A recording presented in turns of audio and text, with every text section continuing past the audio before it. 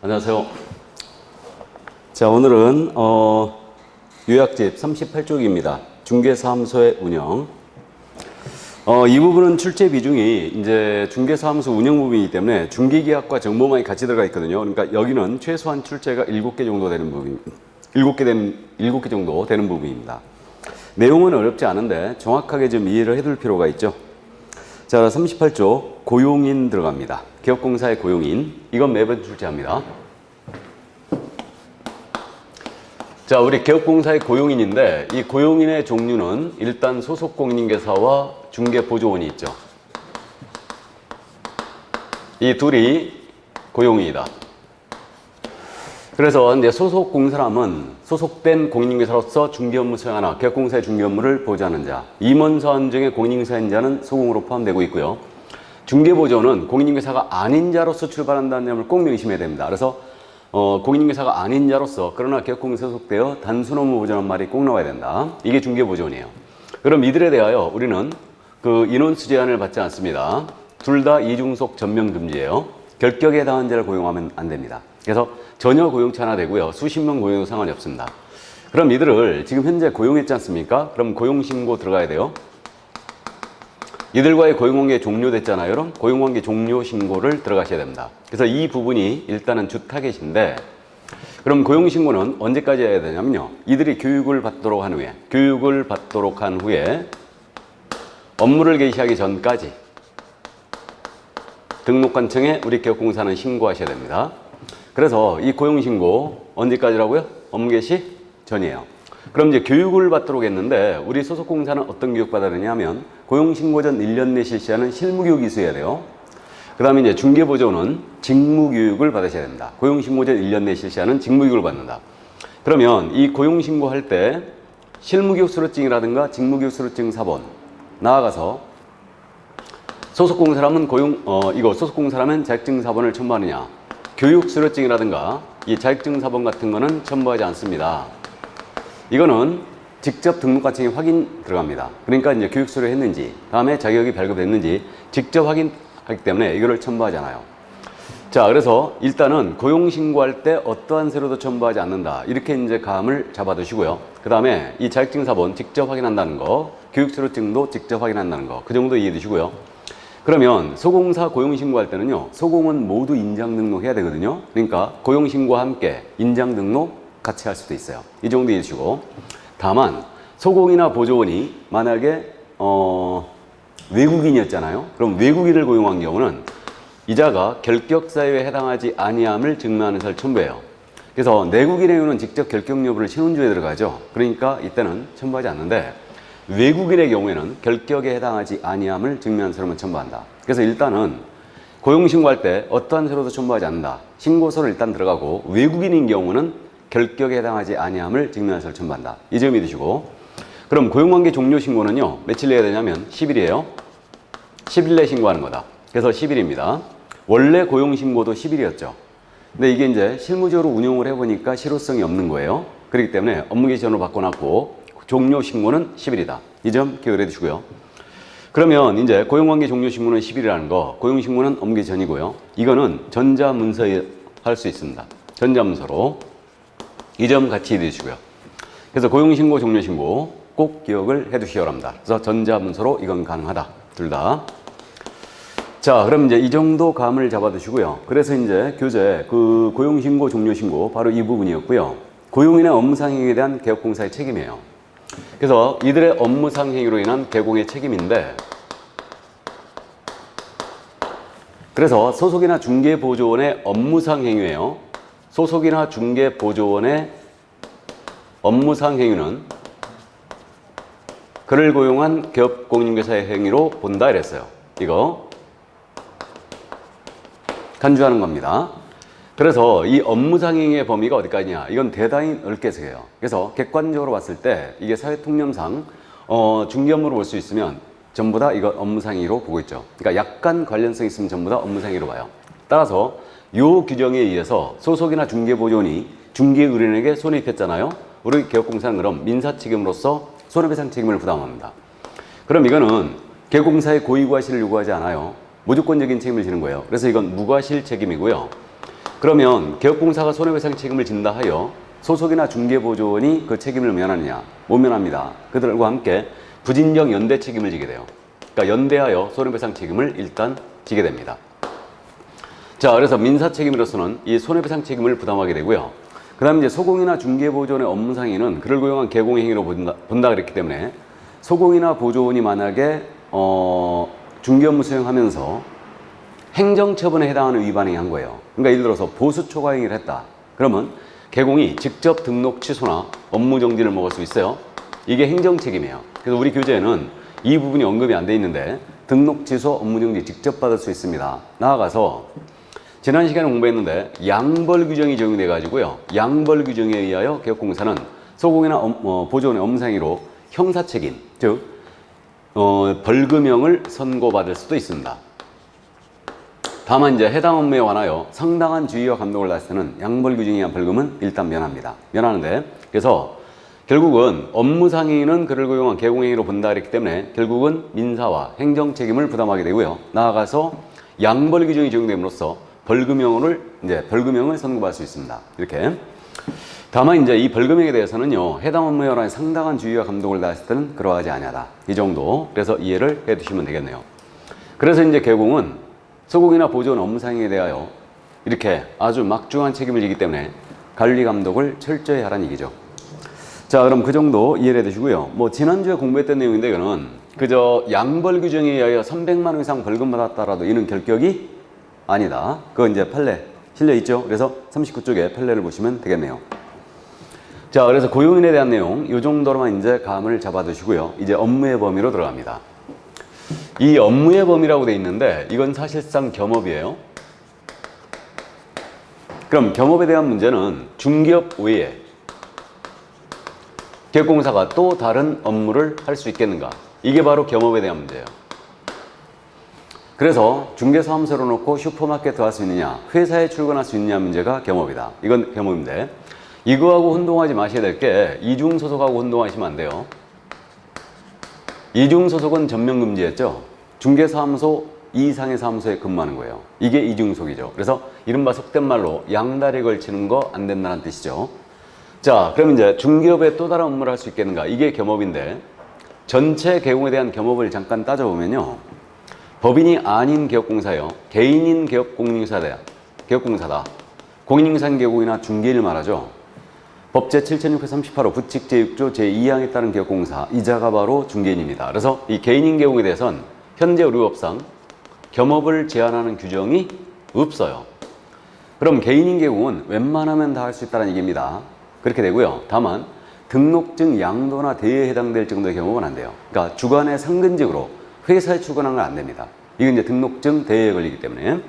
그리고 이제 법에서 특별히 금지하고 있으면 이제 못하는 거예요. 그래서 개인인 개공은 일단 겸업 제한이 원칙적으로 없지만 경공매 업무는 우리 중개인한테는 허용 안 됐죠. 그래서 중개인은 경공매 업무를 수행할 수 없어요. 이건 원래 변호사 업무거든요. 자, 그래서 개인은 겸업 제한이 없다는 걸 꼭 명심해 두시고 문제는 이제 중개법인이에요. 중개법인의 겸업인데 우리 법인인 개업공사는요. 토탈 7가지 업무 외에는 아예 할 수가 없죠. 그래서 사실상 법인인 개업공사는 겸업 제한을 받고 있는 겁니다. 이 점을 주의하셔야 돼요. 겸업 제한을 개인인 경우는 받는 거다. 법인은. 그래서 이제 이 점을 주의하시고요. 그래서 이론적으로 보면요. 개인이 법인보다 훨씬 겸업이 넓습니다. 그래서 이건 이제 실무를 보면 쉽게 이해가 되는 거죠. 개인은 직원 한두 명 고용해서 업무하고 있는 거예요. 그렇기 때문에 겸업 제한을 안 한 거예요. 그 한계가 있을 거라고 본 겁니다. 근데 법인은 직원을 수십 명 고용함으로써 대형화될 수가 있는데 겸업 제한을 안 해버리면 중개업은 부수요라고 아주 이상한 업무 하더라 이거예요. 그래서 법인은 겸업 제한을 하게 된 겁니다. 그래서 우리는 이 법인의 겸업, 특히 이제 이 법인은 중개법인만 얘기합니다. 특수법인은 겸업을 따질 필요도 없어요. 특수법인은 부수적으로 중개업무 허용이기 때문에 이거는 중개법인의 겸업을 얘기한다. 그럼 이제 법인의 업무 이렇게 이제 이해하시면 되는데 우리 중개법인이 할 수 있는 업무는 토탈 7가지만 허용이 된 거예요. 그래서 7가지 업무가 먼저 중개업을 필수 목적 사업으로 해야 되죠. 이건 필수적으로 수행해야 되는 사업이에요. 근데 6가지 업무를 더할 수가 있죠. 그래서 이 6가지 업무를 소위 법인의 겸업이라 불러요. 이게 소위 법인의 겸업이라 부르고 있고, 이 6가지 업무를 법인은 꼭 해야 되는 거 아닙니다. 할 수도 있고 안 할 수도 있다. 그래서 이건 임의사업이에요. 할 수도 있고 안 할 수도 있고. 그래서 이 부분을 뭐 시험에서 법인은 주택상가에 대한 분양대행업을 영위해야 한다. 틀렸어요. 영위할 수 있을 뿐입니다. 그래서 임의사업이다. 그럼 이 6가지 업무 내용을 우리는 정확하게 암기를 하고 있어야 됩니다. 그래서 법인은 먼저 어떤 업무를 더 할 수 있냐면요. 중개업 외에 주택 및 상업용 건축물이에요. 주택 및 상가에 대한 임대차 관리 등 부동산의 관리 대행을 할 수 있어요. 그래서 오피스텔이라든가 또는 그저 상가에 대한 관리 대행을 위임받아서 수행을 합니다. 그래서 원룸 관리 대행도 많이 하고 있죠. 그래서 이게 바로 이제 주택 상가에 대한 관리 대행이에요. 그 월세 받고 경비 붙이고 청소 붙이고 합니다. 이 관리 대행이다. 그러면 주택 상가에 대한 관리 대행이 가능하니까 농업용 창고 시설에 대한 관리 대행을 합니다. 될까 안 될까요? 안 되겠죠. 그래서 주택 상가라고 돼 있고요. 그 다음에 부동산에 대한 이용, 개발, 거래에 관한 상담업을 영위할 수 있죠. 이게 부동산 컨설팅이에요. 법인은 이걸 수행할 수 있죠. 그러면 부동산에 대한 상담만 가능하니까 증권 투자 컨설팅을 합니다. 돼요, 안 돼요? 안 되는 거예요. 그래서 부동산에 대한 컨설팅이 된다. 나아가 직접 포크레인 들여서 땅을 들러 없습니다. 이게 부동산 개발업이죠. 그럼 개발업은 되느냐? 안 됩니다. 개발업에 대한 상담, 개발에 관한 상담까지만 될 뿐이지 직접 이거 개발업을 할 수는 없다. 자, 그리고 이제 개업 공인인증서를 대상으로 해요. 개업 공인인증서를 대상으로 한 중개업의 경영 기법 및 경영 정보의 제공을 영위할 수 있다. 이거. 그래서 이게 전문용어로 제가 중개업 프랜차이즈라고 부르고 있어요. 그래서 이제 부동산 114라든가 부동산 서브 이런 것들이 있죠. 그래서 중개업에 대한 프랜차이즈다. 그럼 우리가 실생활에서 프랜차이즈 업종으로 지금 통닭집이 굉장히 많지 않습니까? 그럼 통닭집 프랜차이즈를 할 수 있느냐? 할 수 없어요. 그래서 이건 중개업에 대한 프랜차이즈다. 그러면 상대방이 누구여야 되냐면 개공 대상이어야 돼요. 이걸 주의해야 됩니다. 그러니까 일반인 대상으로 할 수도 없고요. 공인중개사를 대상으로도 할 수 없어요. 그래서 개업공사 대상이 된다. 중개업의 경영기법, 경영정보의 제공을 영위할 수 있다. 그래서 이 점을 주의해 주시고, 네 번째로 주택이나 상업용 건축물이에요. 역시 주택이나 상업용 건축물에 대한 분양 대행을 할 수 있죠. 그러니까 타인이 건축한 주택이나 상가에 대해서 분양을 대신해 줄 수 있어요. 이게 분양대행입니다. 그러면 주택 상가에 대한 분양대행이 가능하니까 토지 분양대행 되느냐? 토지 분양대행은 안 됩니다. 이건 투기 가능성이 있다고 보기 때문에 일단은 배제시켰어요. 그래서 토지 분양대행은 불가다. 그래서요, 관리대행이든 분양대행이든 대행자가 들어갔잖아요. 그럼 이때는 주상만 됩니다. 주택과 상가에 대해서만 돼요. 일단. 자, 그리고 이제 경매 또는 공매 대상 부동산 권리분석 및 취득의 알선, 입차 신청, 매수신청 대리업을 영위할 수 있어요. 그래서 경공매 알선 대리 영위할 수 있고요. 그 다음에 마지막으로 주거 이전에 부수되는 용역이죠. 이사 관련 용역이 이게. 그래서 주거 이전에 부수되는 용역, 이사업체나 도배업체죠. 이걸 직접 하는 건 안 됩니다. 그래서 주거 이전에 부수되는 용역의 알선업을 수행할 수 있죠. 그래서 직접 운영하는 건 안 된다. 이것의 소개까지만 된다. 이렇게. 자, 그래서 이게 바로 법인의 업무 6가지가 이거거든요. 그래서 이건 시험에 아주 출제를 잘하고 있고요. 그러니까 암기를 해줘야 돼요.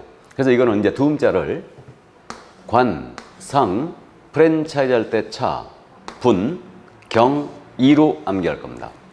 그래서 관상, 차분, 경이 이렇게 재관상 차분해 보여서 경이롭다 이렇게 얘기하는데, 관리대행 상담, 프랜차이즈, 분양대행, 경공말선 대리, 이사 관련 용역의 알선. 그래서 안 되는 것들을 꼭 기억을 해야 됩니다. 그래서 이렇게 이제 관상, 차분, 경이로 암기해 주시고, 이 6가지 업무는 모두 중개업이 아니에요. 그러니까 이건 모두 중개업이 아니기 때문에 중개대상물에 대한 알선을 업으로 하는 게 아니죠. 중개업이 아니고 중개도 아닙니다. 그러므로 이에 대한 보수는 중개 보수 규정에 적용이 없어요. 그러니까 이 보수는 알아서 받으라는 얘기예요. 그러니까 초과에 걸릴 일도 없습니다. 많은 금액을 받았다 하더라도. 이 점 이해해 두시고, 그 다음에 이 6가지 업무를요, 우리 개인인 개공 있죠. 개인인 개공은 경업 제한이 없다고 그랬죠. 그러니까 공인중개사인 개공은, 개업공사는 이거 모두 수행할 수 있어요. 다. 다만 중개인은 경공매만 제외하고 다 수행할 수 있죠. 그러니까 중개인은 모두 수행할 수 있는 건 아니에요. 경공매는 안 됩니다. 그리고 이 6가지 업무를 법인이 위반했잖아요. 법인이 위반하게 되면 이때는 그저 의무적 등록 취소죠. 등록을 취소할 수 있습니다. 임취 사유고, 임취 사유는 모두가 업무정지 사유이기도 해요. 그래서 그 점을 같이 기억해야 된다. 그러면 경공매 알선 대리에 대한 부분, 이 부분 지금 현재 39쪽의 맨 밑에 정리가 되어 있는데, 경매는 현재 지금 법원에서 하고 있지 않습니까? 공매는 공개 매각이 준말이에요. 한국자산관리공사에서 주로 하고 있고요. 나머지 이제 기업체, 은행, 지자체, 세무서장 다 수행할 수가 있는데, 그러면 우리가 이제 공부하는 것은 자산관리공사에서 하는 걸 공부하는 거예요. 그래서 경매부동산, 공매부동산에 대한 권리분석 및 취득의 알선, 입찰신청, 매수신청 대리를 개공을 할 수 있어요. 다만 이 업무를 중개인은 한 가지도 못한다는 거 일단 말씀드렸고요. 그러면 권리분석은 이 부동산 낙찰을 받았을 때 내가 임차인의 보증금을 떠안아야 되는가, 이걸 분석해 주는 거고, 취득의 알선은 경제적 가치 등을 분석해 주는 거예요. 이게 이제 취득의 알선이고, 대리는 법정에 가서 대신 입찰표를 써주고 낙찰 받아주는 행위입니다. 그래서 오직 경매 부동산에 대한 대리업을 하고자 하잖아요. 그럼 이때는 법원에 등록을 하고 감독을 받으셔야 됩니다. 그래서 이 법원에 등록하는 절차, 경매 대리업 수행을 위한 법원에 등록하는 절차가 매수신청 대리인 등록 규칙이 있죠. 그래서 이걸 이제 우리는 마지막에 공부를 하게 될 겁니다. 그래서 이제 그러면 경매부동산 대리업할 때만 법원에 등록을 요구하니까 경매부동산 권리분석과 취득의 알선만 합니다. 등록할 필요 없죠. 그냥 수행할 수 있고, 공매는 한국자산관리공사에서 하고 있기 때문에 공매부동산 권리분석 취득의 알선 대리는 그냥 할 수 있습니다. 단 중개인은 한 가지도 못한다는 점. 그래서 오직 경매부동산 대리하고자 할 때만 등록을 요구한다, 법원에. 자, 그래서 거기까지 이해를 해 두시면 되겠네요. 이게 바로 법인의 겸업이었어요. 그럼 이제 40쪽으로 와서요, 업무의 지역적 범위가 있는데, 지금 이 업무 지역의 범위는 참고사항입니다. 뭐 잘 묻지는 않는데, 지금 현재요, 우리 개업공사 종별 3가지가 있잖아요. 법인인 개업 공인인계사가 있고, 공인인계사인 개공이 있고, 법제 7638호 부칙 제6조 제2항에 따른 개공, 그래서 중개인이 계십니다. 이들의 업무 지역을 따져보는 건데, 법인과 공인인계사인 개공에 대해서는 업무적 제한 규정이 없어요. 그러니까 이들의 업무 지역은 제한 규정이 없으니까 어디로 해석해야 됩니까? 전국이다. 그래서 전국에 이제 있는 물건을 모두 중개할 수 있어요. 사무소를 어디다 두든지와는 관계없다는 얘기죠. 그래서 법인과 공인인계사인 개공은 전국을 업무 지역으로 하고 있는데, 중개인만 제한을 받아요. 그럼 중개인은 자신의 사무소 소재지입니다. 중개사무소 소재지 관할, 시도에 관할 구역을 업무지로 하고요. 이 안에 있는 물건에 한하여 중개인이 할 수 있다 그랬어요. 그러니까 만약에 경기도 광명시에다가 중개사무소를 두신 중개인이에요. 그럼 이분의 업무지역은 어디라는 얘기입니까? 경기도란 얘기예요. 경기도 물건만 중개할 수 있어요. 그래서 사무소 소재지 시도가 업무지역이다. 다만 이 중개인이 지금 인터넷이기 때문에 부동산 거래 정보망에 가입을 해요. 그래서 인터넷을 통한 거래 시스템이에요. 이 정보망에 가입을 하고 이 가입한 정보망을 이용하여 중개하는 거예요. 그럼 이용하여 중개하려면 이 정보의 물건 공개된 거 있을 거 아니에요? 공개된 물건은 업무지역 외의 것이라도 중개할 수 있다 그랬죠. 그래서 이게 유일한 예외예요. 그래서 중개인이 3가지를 다 충족해야 돼요. 정보망에 가입을 하고 이 가입한 정보망을 이용하여 중개해야 되고, 이 정보에 공개가 돼 있어야 됩니다. 공개된 물건은 업무지역 외의 것도 중개할 수 있다. 그래서 중개인만 업무지역 제한을 유일하게 받고 있고요. 그러면 이 중개인이 업무지역을 만약에 위반했지 않습니까? 위반하게 되면 업무정지예요. 업무지역 위반은 업무정지다. 이렇게 이제 이해하시면 됩니다. 자, 그래서 업무의 지역적 범위 이 정도 이제 참고해 두시고, 중개인만 유일하게 제한을 받고 있는데, 여기서 그 중개대상물의 종류 있잖아요. 중개대상물의 종류가 토지, 건물, 토지 및 토지 영창물, 임목, 공장재단, 광업재단 5가지가 있는데, 중개대상물의 종류에 대해서는 제한 규정이 없어요. 이거 착각하시면 안 됩니다. 중개인은 업무지역 제한만 받아요. 사무소의 시도가 업무지역이고, 그 다음에 중개대상물의 종류에 대해서는 중개인도 제한을 받지 않아요. 그러니까 업무지역 내에 있는 물건이라면 입광공 다 중개할 수 있습니다. 업무지역 내에 있다면. 그래서 그 점을 일단 참고해 두시고요. 자, 그래서 여기까지. 이게 바로 이제 겸업에 대한 문제였습니다. 자, 그럼 이제 중개사무소로 가죠. 40조. 이 중개사무소는 내용이 굉장히 방대합니다. 그래서 이제 통상적으로 지금 현재 두 문제 정도 출제하고 있죠. 그래서 이 사무소에 대해서는 광고, 게시, 이런 거, 명칭, 이런 것까지 들어가는데 최근에 지금 명칭을 계속내기 때문에 사무소는 출제 비중이 일단 2개 정도 돼요.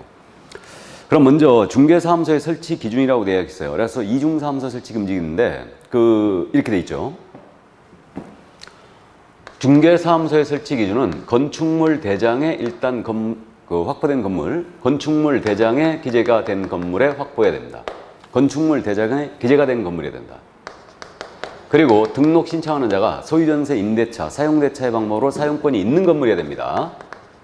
이건 이제 지난 시간에 했고요. 다만 건축물 대장에 기재가 안 돼 있을지라도 준공이나 사용검사가 된 건물에는 예외적으로 설치할 수 있다고 그랬죠. 그래서 가설건축물에는 설치할 수 없다는 결론이 나왔죠. 무허가 불법건축물 불가고 면적 제한 규정은 존재하지 않아요. 지난주에 했던 내용이고, 그럼 중개사무소의 설치 원칙은 어떻게 되냐면요. 등록관청 관할구역 안에 중개사무소를 두되 한 개만 둘 수 있다 그랬어요. 한 개만 둘 수 있다. 이게 1등록 1사무소 원칙이에요. 등록이 안 하면 사무소도 하나 해야 된다. 그래서 이게 이제 13조 1항 조문이죠. 등록관청 관할구역 안에 두되 한 개만 둘 수 있다. 이게 대원칙이에요. 근데 이에 대한 유일한 예외거든요. 유일한 1사무소 원칙에 대한 유일한 예외는 법인이에요. 우리 법인인개업공사는 등록관청에 신고하고 그 등록관청의 관할구역 외의 지역에 지점에 해당하는 분사무소를 둘 수 있다 그랬어요. 그래서 법인만 유일하게 분사무소 설치할 수 있고요. 법인은 반드시 분사무소 돼야 되는 거 아니에요. 그래서 설치할 수 있을 뿐입니다. 그럼 법인이 아닌 개공은 반드시 사무소가 하나 해야 됩니다. 자, 그러면 이러한 원칙과 예외를 위반한 게 뭐냐? 이게 다름 아닌 이중사무소예요. 그래서 이중사무소는 2개 이상의 중개사무소를 둔 거죠. 그래서 2 이상의 중개사무소 안 된다는 얘기입니다. 그래서 이거는 당연히 설치가 금지되죠. 이거. 자, 그러면 이거 등록장소가 여기였는데 등록장소 외의 지역에다가 중개업을 영위할 수 있는 독립공간을 확보했잖아요. 그러면 이중사무소로 가요. 이때 이 두 번째 중개사무소는 무허건축물이든 가설건축물이든 중개업을 영위할 수 있는 독립공간을 확보하면 그냥 이중사무소로 가는 겁니다. 그래서 이중설치 금지가 되는 중개사무소는 그게 가설건축물이든 무허건축물이든 중개업을 영위할 수 있는 독립공간을 확보하면 전부 다 사무소로 간다. 그렇기 때문에 그것도 모두 안 됩니다. 그럼 독립공간을 확보하지는 않았지만 천막 그 밖에 이동 용이한 임시 중개 시설물을 설치합니다. 이건 되느냐? 이것도 당연히 안 됩니다. 그래서 이른바 이제 떴다방하지 말라는 얘기죠, 이거는. 그래서 파라솔이나 천막을 설치하고 떴다방하시면 안 됩니다. 그래서 임시설물 설치 모두 금지가 돼 있죠. 그럼 주의할 점은 이중사무소든 임시설물이든 이건 제재가 같다는 얘기죠. 죄질이 비슷하니까. 그렇기 때문에 이중사무소를 놓거나 임시중개점을 설치했잖아요. 그럼 이때는 등록을 취소할 수 있어요. 즉 임의적 등록 취소입니다. 임취고요. 이중자에 걸렸잖아요. 그러면 1-1이에요. 1년 이하의 지역 또는 1,000만 원 이하의 벌금에 처합니다. 1년에 1,000이다. 자, 여기까지. 그래서 이제 처벌을 위주로 일단 기억을 해 주시기 바랍니다. 자, 그래서 여기까지고요. 그러면 이제 1사무소 원칙에 대한 유일한 예외, 법인의 분사무소가 있죠. 그래서 분사무소 넘어갑니다. 법인의 지점을 얘기합니다. 상법에서는 지점을 지점이라고 부르고 있고 민법에서는 지점을 분사무소라고 부르고 있어요. 그래서 분사무소는 법인만 유일하게 설치할 수 있는 겁니다. 그럼 분사무소 설치하고자 할 때는 설치 요건을 확보해야 될 거예요. 그래서 분사무소 설치 요건 정확하게 기억하고 있어야 됩니다. 그럼 분사무소는 먼저 주된 사무소가 있는 시군구에는 설치할 수 없어요. 주된 사무소 시군구를 제외한 시군구별로 설치해야 돼요. 시군구별로 한 개소를 초과할 수 없다 그랬어요. 그러니까 시군구별로 한 개소만 두라는 얘기입니다. 자, 그럼 여기까지. 그러면 예를 들어서 광명시에 주된 사무소가 있는 법인이었다. 그럼 이 법인은 광명시 내에는 분사무소가 절대 안 된다는 얘기죠. 그러니까 동일등록관청 내에는 사무소가 하나 해야 된다. 이 원칙을 그대로 유지하고 있는 거예요. 그래서 이거 생각보다 잘 물었습니다. 주된 사무소가 있는 시군구 제외한다는 거. 주된 사무소가 있는 시군구에는 들 수가 없어요. 이 점 주의하시고, 동일 시군구에는 한 개수를 추가할 수가 없습니다. 한 개만 두란 얘기죠. 동일 시군구에는. 자, 그래서 1등록 1사무 원칙을 그대로 사실은 유지하고 있는 거고, 다음에 분사무소의 소장님을 책임자라 부르거든요. 분사무소의 책임자는 공인중개사이어야 합니다. 그래서 사무소를 운영하는 자는 공인중개사죠. 일단 그래서 책임자는 공인중개사야 돼요. 중개인만 제외하고. 이게 설치 요건 기본 세 가지가 이거예요. 이겁니다. 그러면 여기서 이제 우리 특수법인 따져봐야 되죠. 다른 법률에 따라 중개업을 할 수 있는 법인. 이게 특수법인인데 다른 법률에 따라 중개업을 할 수 있는 법인. 특수법인의 대표주자는 지역농협이 있어요. 그럼 지역농협도 중개업을 영위할 수 있는 분사무소를 설치할 수 있습니다. 이때 이 기준을 충족해야 될 걸로 보이는데 여기서 배제시킨 게 있죠. 그래서 책임자는 공인중개사에 한다는 요건이 있죠. 특수법인의 분사무소의 책임자는 공인중개사가 아니어도 됩니다. 이건 배제했어요. 특수법인에 대한 특례 규정이 세 가지가 있는데 먼저 등록 기준을 배제한다는 건 지난주에 했어요. 그래서 특수법인한테는 등록 기준을 배제합니다. 그러니까 특수법인의 임원 중에는 공인중개사가 한 명도 없어도 돼요. 등록을 하더라도. 그 다음에 이제 그저 실무교육을 임원이 받을 필요가 없고요. 대표자가 공인중개사가 아니어도 되고요. 자본금 5천만 원 미만이 됩니다. 특수법인은. 등록 기준을 배제했죠. 이게 첫 번째 특례. 두 번째 특례가 특수법인도 분사무 설치할 수가 있는데 이때 책임자는 공인중개사 한다는 요건을 배제했어요. 그러니까 특수법인의 분사무 책임자는 공인중개사가 아니어도 됩니다. 왜 그랬냐면 특수법인의 임원 중에는 공인중개사가 한 명도 없어도 되죠. 근데 이제 책임자만 공인중개사 한다면 모양새가 이상하니까 배제를 시킨 거예요. 그래서 이거 생각보다 잘못 씁니다. 꼭 기억을 하고 있어야 되고요. 이제 분사무 설치 신고할 때 내는 서류를 봤더니 추가되는 요건이 있어요. 그 추가되는 요건이 이제 교재에는 언급이 없는데 추가되는 요건이 이 책임자가 설치 신고 전 1년 내에 실시하는 실무교육을 받아야 됩니다. 실무교육 대상이에요. 책임자는 실무교육을 이수해야 되고요. 그리고 법인이 분사무 설치하잖아요. 그럼 둘 때마다 보증을 1억 이상을 추가 설정해야 돼요. 1억 원 이상을 추가로 설정해야 된다. 나중에 이제 보증제도 다시 공부하면서 언급이 되는데 이거 보증 1억 이상을 추가로 설정한다. 이 부분 잘못 씁니다. 꼭 기억을 해야 돼요. 그럼 이 추가로 의무가 뭐냐? 이 얘기입니다. 주된 사무소가 광명시에 있어요. 그럼 이 법인은 예를 들어서 종로구에다가 분사무 설치한다. 그러면 주된 사무소 여기는 기본 보증 얼마 끊겨 있다는 얘기예요? 2억. 그래서 2억 원이 이제 끊겨 있죠. 여기다가 분사무소를 종로구에 둔다면 1억을 추가하라는 얘기예요. 그러니까 분사무소를 둘 때마다 1억씩 계속 추가해요. 둘 때마다. 이건 의뢰인을 두텁게 보호하기 조치죠. 그럼 법인이 만약에 분사무소를 3개 줬어요. 이 법인의 최소 보증 설정금이 얼마 돼야 됩니까? 분사무소 개소라면 5억이 돼야 되죠.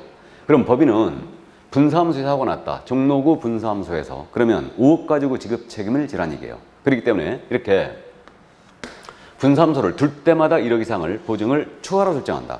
그 점 이해해 두시고요. 이것도 생각보다 잘못 씁니다. 그 다음에 건축물 대장에 기재가 된 건물에 분사무소 확보해 놔야 돼요.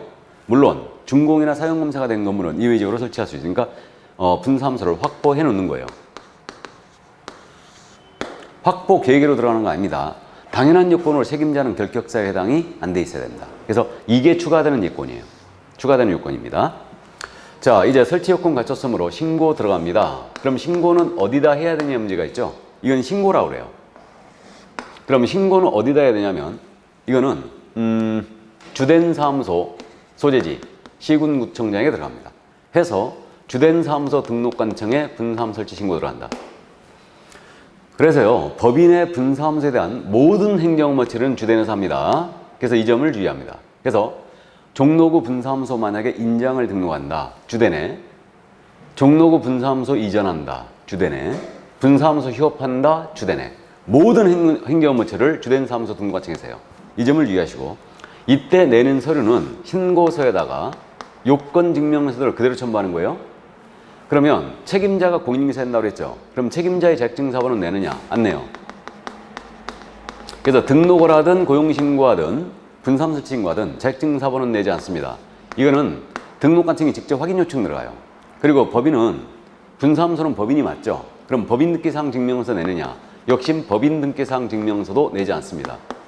우리 과목에서 법인등기상 증명서 내는 경우가 없어요. 모두 전자적으로 직접 확인을 합니다.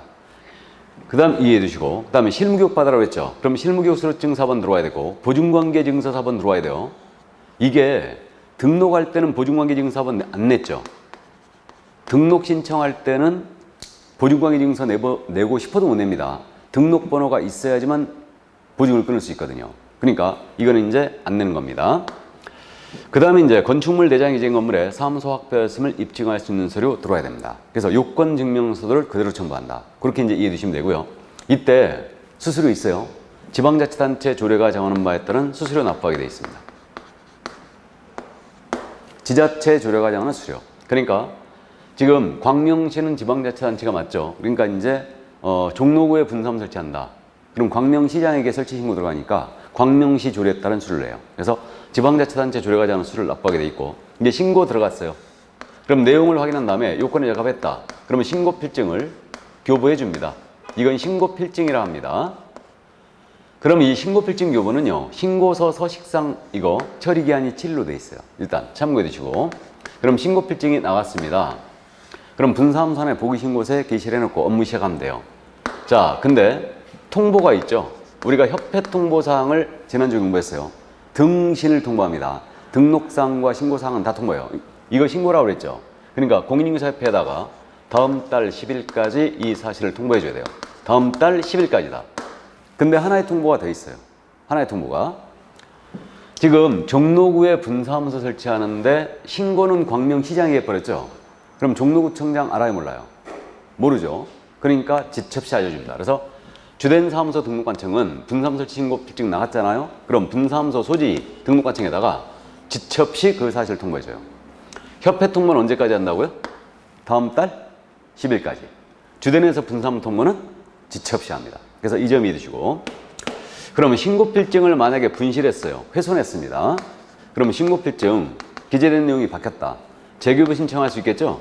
그럼 신고필증 재교부 신청은 물론 주된 사무소 등록관청에 해줘야 되고요. 이때는 수수료 납부하게 돼 있어요. 나중에 수수료 납부 사유는 일목 다시 한번 정리합니다. 그래서 일단 이 정도.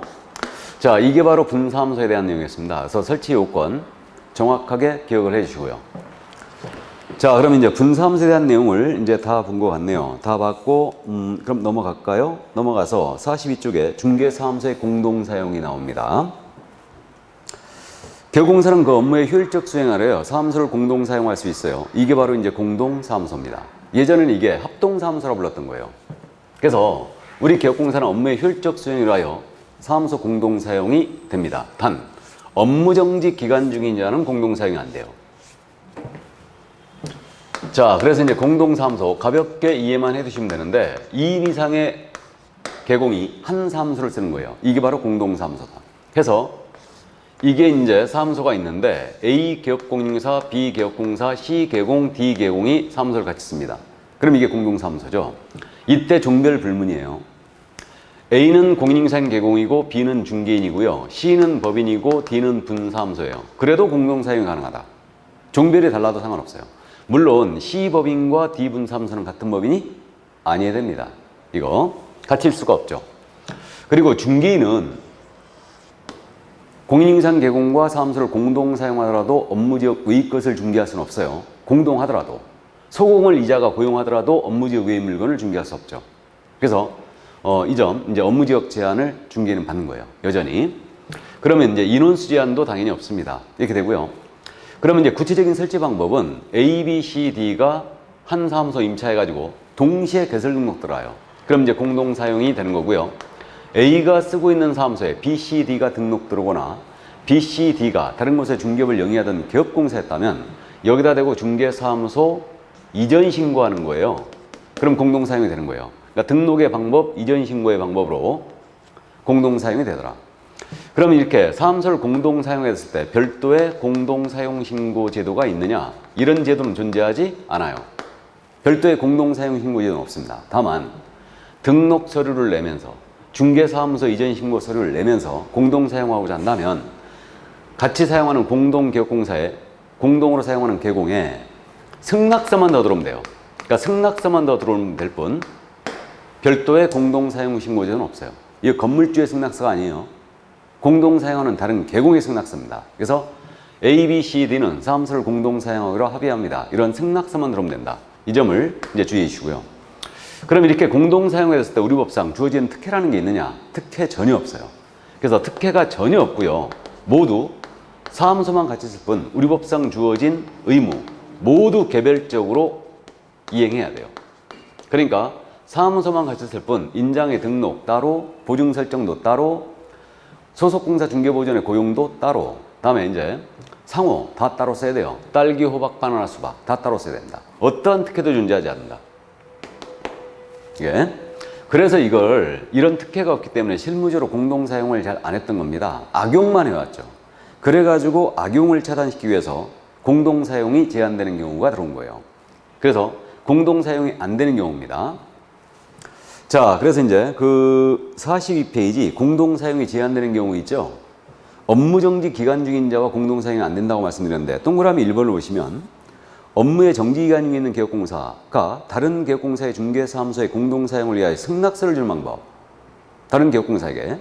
다만 업무정지 기간 중에 있는 개업공사가 영업정지 처분을 받기 전부터 중개사무소를 공동 사용 중인 다른 개업공사는 제외된다 그랬어요. 이거죠 뭐. A가 중개업을 영위하다가 업무정지 먹었어요. 영업 못하죠 지금. 그러니까 다른 개공을 걸게 하는 거죠 여기. 그래갖고 중개 업무를 계속하더라 이거예요. 그러면 이 A는 업무하시면 등록 취소합니다. 업무정지 중 업무해버리면 커피만 마시러 나오셔야 돼요. 이런 식으로 악용을 했던 거죠. 그래서 이걸 차단시킨 거예요. 그래서 업무정지 개공이 다른 개공한테 승낙서를 주는 방법으로 공동사용 안 됩니다. 그러니까 업무정지 먹게 되면 이 사무소에 등록 안 된다는 얘기예요. 이거. 자, 이 얘기고, 그 다음에 이제 이 A가 이번에는 다른 개공의 사무소로 이전 신고하는 거예요. 시혜중개사무소로 이전해버립니다. 본인이. 공동사용해서. 그래서 이전합니다. 이런 방법으로도 공동사용이 안 돼요. 이게 바로 동그라미 2번이에요. 그래서 거기 42쪽에 동그라미 2번. 업무의 정지기간 중에 있는 개업공사가 다른 개업공사의 중개사무소를 공동으로 사용하기 위하여 중개사무소 이전 신고하는 방법으로 공동사용이 안 됩니다. 그래서 어쨌든 업무정지 개공과는 공동사용할 수 없다. 다만 이미 공동사용 중이었어요. A가 업무정지 먹었거든요. B, C, D는 제외합니다. 이거는. 그러면 우리가 실무적으로 업무정지 먹었잖아요. 그럼 이 사무소 문 닫아놓으면 안 되잖아요 지금. 그럼 어떻게 되느냐. 승낙서를 주는 방법으로 B가 여기 개설등록을 못하게 돼 있으니까 피업 신고해버리면 돼요. A가 피업 신고해버리고 B가 이제 등록을 들어가면 됩니다. 그리고 A는 일하러 나오시면 절대 안 되고요. 커피만 마시러 나오셔야 됩니다. 자, 그래서 여기까지. 이게 바로 이제 공동사용이었다. 이 정도 가볍게 이해만 해 두시고요. 이제 중개사무소의 명칭으로 내려갑니다. 사무소의 명칭. 이 최근 시험에서요, 이 명칭에 대한 부분을 계속 묻고 있네요. 그러니까 정확하게 좀 이해를 해 두시기 바랍니다. 그럼 이제 18조에 근거하는데 개업공사의 자기 의무라고 돼 있어요. 해야 될 의무를 얘기하죠. 자기란 말은. 자, 그럼 개공의 자기 의무 1번이라고 돼 있는데 개업공사는 그 사무소의 명칭에 밑줄이에요. 공사사무소 또는 부동산 중개란 문자를 사용한다. 공사사무소 부동산 중개 밑줄입니다. 다음 동그라미 2번. 공인중개사가 개업공사를 말하죠. 공인중개사가 아니고 개업공인중개사가 5개 광고물 등 관리법의 기준에 따른 5개 광고물을 설치하는 경우 5개 광고물을 설치하는 경우 밑줄이에요. 이때는 중개사무소 등록증에 표기된 개업공사, 법인의 경우는 대표자, 법인 분사무소의 경우는 책임자의 성명을 인식할 수 있는 크기로 표기한다. 책임자의 성명을 인식할 수 있는 정도의 크기로 표기해야 한다. 밑줄이에요. 자, 그래서 명칭에 대한 부분 있잖아요. 먼저 지금 뭐라고 그랬냐면 중개사무소의 명칭에는 공인중개사 사무소 또는 부동산 중개라는 문자를 사용해야 한다 그랬어요. 둘 중에 하나를. 사무소 명칭에는. 근데 동그라미 2번에서는 개업공사가 5개 광고물을 설치한답니다. 그럼 5개 광고물이 뭐냐면요.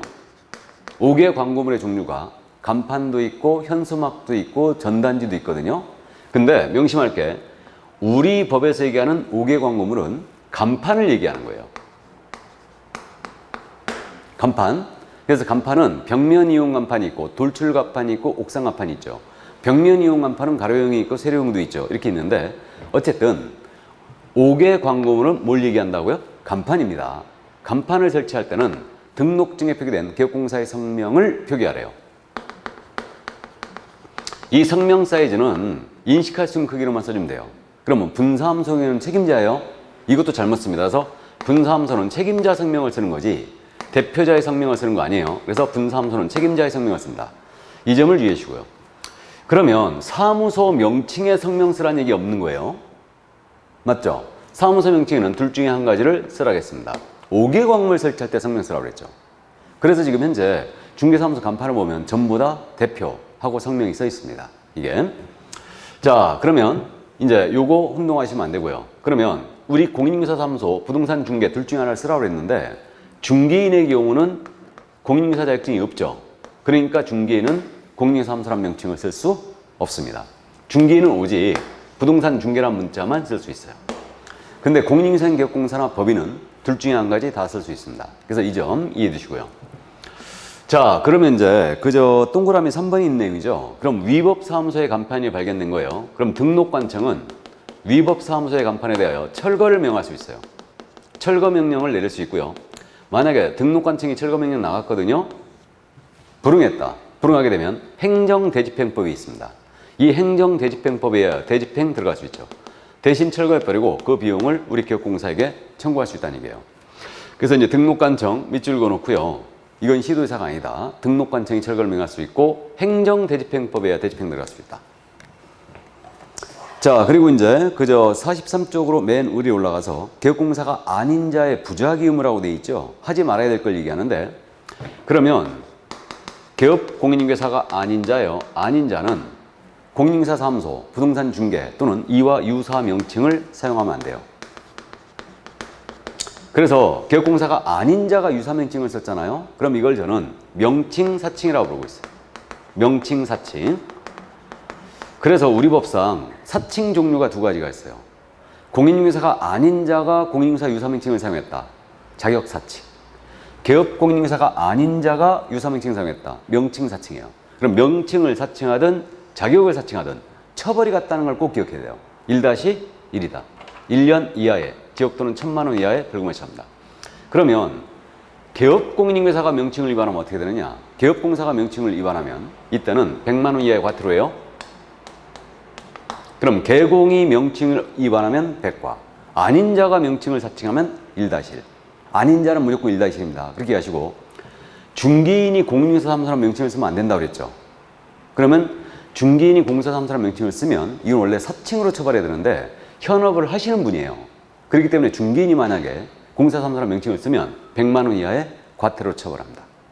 이 점 이해해 주시고 5개 광물 설치할 의무가 반드시 있는 건 아니에요. 반드시 있는 건 아니지만 5개 광물 설치했다는 성명을 씁니다. 이게 그래서 제가 간판 실명제라고 부르고 있어요. 그러면 이렇게 간판에다가 5개 광물의 성명을 표기하지 않거나 허위 표기했다. 그럼 역시 100만 원 이하의 과태료입니다. 그러나 개공이 아닌 자가 유사명칭 쓰게 되면 이때는 1-1이에요. 그래서 이 점 처벌을 위주로 기억을 꼭 해주시고요. 자, 그 다음에 이제 중개사물에 대한 표시 광고가 나와 있습니다. 지금 43쪽에. 지금 이 표시 광고는 뭐냐면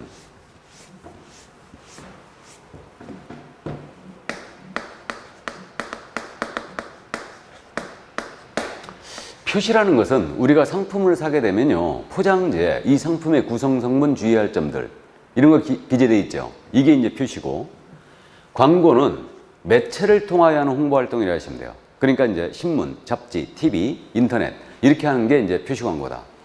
그러면 표시 광고 우리는 광고할 때 중개사물에 대한 광고할 때 명시할 사항이 정해져 있어요.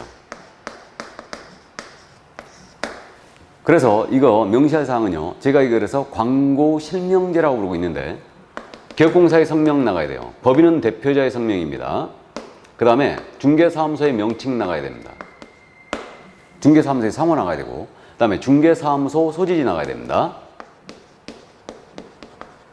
그 다음에 연락처가 나가야 되죠. 연락처. 광고하면서 기껏 연락처 표시해놓으면 안 되죠. 그러니까 네 가지. 성명 소연으로 기억하세요. 이름이 소연이다. 그러면 지금 현재 명시할 사항이 네 가지입니다. 성명소연을 광고할 때 명시하게 돼 있고요. 여기서 중개사무소 개설등록번호로 명시할 사항 아니죠? 아닙니다. 그래서 일단 이렇게 돼 있고요. 그래서 여러분들이 헷갈리는 게 5개 광고물이라고 그랬죠? 이건 표시 광고라고 그랬죠? 그러니까 명심할 게 5개 광고물은 간판을 얘기하는 거예요. 그러니까 간판에는 이름 쓰라는 얘기밖에 없습니다. 그죠? 그러면 광고할 때는 성명소연을 명시한다. 성명, 명칭, 사무소의 소재지, 연락처. 이걸 명시하게 돼 있어요. 그래서 그럼 5개 광고물의 연락처를 표기해야 된다는 틀렸죠. 5개 광고물은 성명만 쓰라는 얘기가 있어요. 그래서 그 점을 주의시고.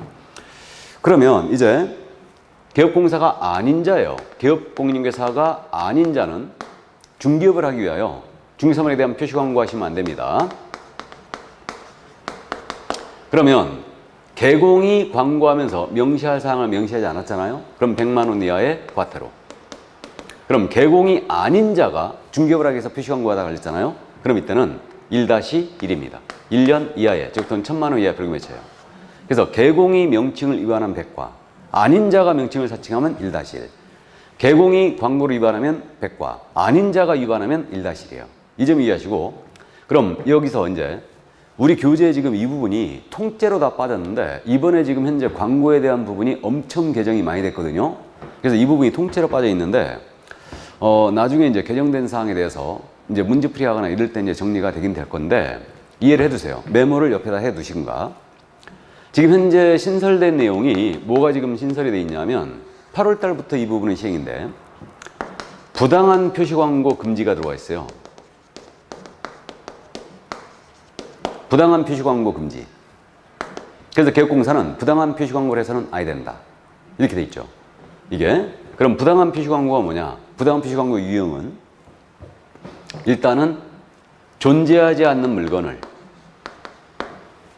존재하는 것처럼 사실과 다르게 광고를 하거나 또는 과장되게 하는 광고, 그리고 부동산 거래 질서를 해칠 우려가 있는 의뢰인에게 피해를 줄 우려가 있는 광고. 이게 부당한 표시 광고예요. 그래서 구체적으로 이제 해칠 우려가 있는 광고에 대해서는 우리 국토부 장관이 다시 이제 정하게 돼 있는데 현재 그래서 이게 입법 예고 돼 있습니다. 현재 입법 예고 돼 있고. 그래서 이건 현재 법에 들어와 있는 거예요. 그러니까 존재하지 않는 물건을 다르게 광고하거나 그 다음에 과장되게 광고하거나 해칠 우려가 있다. 이거. 그래서 이제 존다과외로 기억하세요. 존다과외. 이게 부당 표시 광고예요. 그래서 이제 존재하지 않는 물건을 다르게 광고하거나 과장되게 하거나 해칠 우려가 있는 광고한다. 이게 이제 이건데, 그럼 부당 표시 광고 못하게 돼 있고요. 그 다음에 부당 표시 광고의 구체적인 유형은 일단은 우리 이제 국토부 장관이 다시 고지하게 돼 있고요. 그 다음에 인터넷으로 이제 하는 광고 있죠. 인터넷을 통하여 하는 광고할 때 이때는 물건의 종류라든가 물건의 종류, 그 다음에 이제 물건 소재지, 그 다음에 가격이라든가 면적에 대한 사항을 일단은 인터넷 광고할 때 이걸 포함시키게 돼 있어요. 구체적인 내용은 대통령령으로 정하게 돼 있는데 이것도 지금 현재 대통령령이 입법 예고가 돼 있습니다. 현재. 그래서 이렇게 돼 있고요. 그러면 이거 부당 표시 광고 이제 이 부분에서 이해해 두시고, 그 다음에 이제 여기서 또 신설한 내용이 우리 국토부 장관 있죠. 국토부 장관은 이 부당한 표시 광고에 대해서 인터넷을 통하여 하는 광고에서 이거 부당 표시가랑 하고 있는가 이거 모니터링 할 수 있어요. 그래서 모니터링 누가 할 수 있냐면 국토부 장관이에요. 물론 이제 위탁은 가능한데, 그래서 국토부 장관은 모니터링을 이걸 할 수 있다. 그래서 한국감정원에서 위탁 운영을 하고 있습니다. 현재. 그래서 지금 현재 이제 국장이 이거를 모니터링 할 수 있고요. 그러면 국장은 모니터링을 위하여 필요하다면 정보통신 서비스 제공자가 있죠. 정보통신 서비스 제공자. 이자에게 자료 제출을 요구할 수 있어요. 국장. 그래서 자료 제출을 요구를 할 수 있고요. 그다음에 이거 부당 표시 광고가 있는 부분을 확인해달라. 그다음에 추가 자료를 정보를 게재해달라. 그래서 자료 제공 요청을 할 수 있고요. 그다음에 나아가서 그 확인, 부당 표시 광고에 대한 확인 또는 추가 이런 이제 게재를 해달라. 이런 식으로 요청할 수 있어요. 요청할 수 있는데 만약에 정보통신 서비스 제공자가 누구냐면 다음이나 네이버 같은 걸 얘기합니다. 이런 데를 얘기하는데 여기서 자료 제출 요구에 불응했거나 이거 이렇게 확인해달라 조치를 요구했는데 만약에 불응했다. 이런 조치 요구에 불응했다. 불응하게 되면 이때는 500만 원 이하의 과태료가 신설됐다는 거죠, 지금. 그러면 이 500만 원 과태료는 누가 때리겠습니까? 국토부 장관이 모니터링 결과 자료 제출 조치를 요구했죠. 근데 불응했어요. 그러면 정보통신서비스제공자에 대한 과태료는 국장이 부가징수한다는 거죠. 500만 원 과태료를. 이 점을 꼭 기억해 두셔야 되고요. 이거. 그러면 개공이 지금 광고할 때 명시할 사항을 명시하지 않고 광고 나갔잖아요. 그럼 백과라고 그랬죠. 그럼 부당 표시 광고 있죠, 개공이. 개업공사가 부당한 표시 광고하게 되면 이때는 500만 원 이하의 과태료예요. 이거는 등록관청에 부과한다는 거죠. 개업공사니까. 구분되세요? 그렇기 때문에 이 부분 꼭 구분을 해 놓으시기 바랍니다. 출제가 예상되는 부분이 지금 개정된 내용들은 무조건 주의해야 되는데 이 부분이 지금 우리 교재에 통째로 빠졌기 때문에 아마도 저자께서 큰 실수를 하신 것 같은데 어쨌든 이 부분 보완을 꼭 해놓으시기 바랍니다. 메모 꼭 해놓으세요. 이거 출제가 예상되는 부분이에요. 그리고 지금 현재 여기 우리 광고할 때 성명소윤으로 암기했는데 중개사무소 개설등록번호 있죠? 개설등록번호는 지금 현재 명시할 사항으로 안 돼 있죠. 근데 현재 입법예고 나온 게 개설등록번호를 다시 추가하는 걸로 이렇게 지금 입법예고 나왔어요. 이 부분은 지금 현재 8월 21일서부터 시행이기 때문에 8월 21일 정도 돼야지만 이게 확정이 될 거예요. 근데 8월 21일 날 되더라도 우린 시험범위에 들어온 거죠. 그러니까 일단은 그때 개정 추이를 꼭 체크해야 됩니다. 체크하셔가지고 이제 우리가 시험장에 가기 전에 개정된 내용을 꼭 한번 정리해 줘야 돼요. 그래서 이번에 광고에 대한 부분, 시세를 교란하는 이들, 이거 대폭 지금 개정이 되어 있기 때문에 이 부분 꼭 정리를 해 두시기 바랍니다. 그래서 이제 부당표시 광고, 그 다음에 인터넷 광고 시 이제 모니터링 할 수 있는 이 제도, 그 다음에 처벌, 과태료, 누가 때리느냐, 그 다음에 정보통신서비스 제공자가 들어와 있고요. 그 다음에 개공이 부당표시 광고 쓸 때는 존다 과외, 여기에 걸리게 되면 500만 원의 과태료고 이건 등록관청이 부가징수한다는 점 꼭 주의를 요합니다. 자, 그래서 표시 광고 여기까지 살펴봤습니다. 그럼 조금 쉬었다가 중개사무소 이전 신고서부터 나오도록 하겠습니다. 잠시 쉬죠.